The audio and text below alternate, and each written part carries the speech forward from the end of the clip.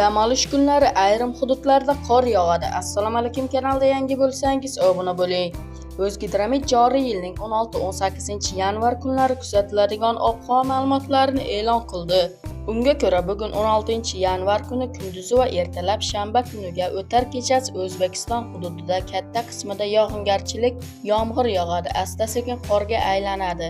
Farg'ona vodiysi viloyatlarida yomg'ir kechga tomon boshlanadi.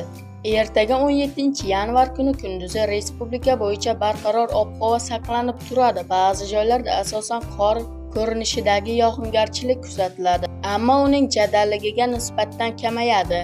Qoraqalpog'iston Respublikasi va Xorazm viloyatida ushbu kunlar asosan yog'ingarchiliksiz ob-havo kuzatilmoqda. Joriy yilning 18 yanvar yakshanba kuni respublika hududining katta qismida yog'ingarchilik kutilmaydi. Faqat kechasi va ertalab Navoiy, Toshkent, Sirdaryo viloyati, Farg'ona vodiysi viloyatlarida ba'zi joylarda biroz qor yog'adi. Bugun 16 yanvar kuni kunduzi 5-8 daraja iliq, shanba va yakshanba kunlari 0-5 daraja atrofida bo'ladi. Harorat kechalari 3-2 daraja iliq, ba'zi joylarda tuman tushishi mumkin. Shamol sharqdan 7-12 metr/sekund tezlikda esadi. 16 yanvarda 13-18 metr/sekundgacha kuchayishi mumkin. Tog'oldi va tog'li hududlarda vaqti bilan qor yog'adi. 16 yanvarda ba'zi joylarda kuchli bo'ladi. Qor ko'chish xavfi bor.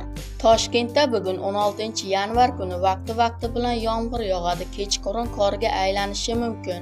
Harorat kechasi 6-8 daraja iliq. Shanba kuni kechasi va ertalab yomg'ir va qor yog'adi, tuman tushishi mumkin. Kunduzi vaqti bilan biroz qor yog'ishi mumkin. Harorat kechasi va kunduz 1-3 darajalik bo'ladi. Yakshanba kuni kechasi va ertalab biroz qor yog'adi, tuman tushishi mumkin. Kunduzi yog'ingarchilik kutilmaydi. Harorat kechasi 1-1 daraja iliq, kunduzi 0-5 darajalik bo'ladi.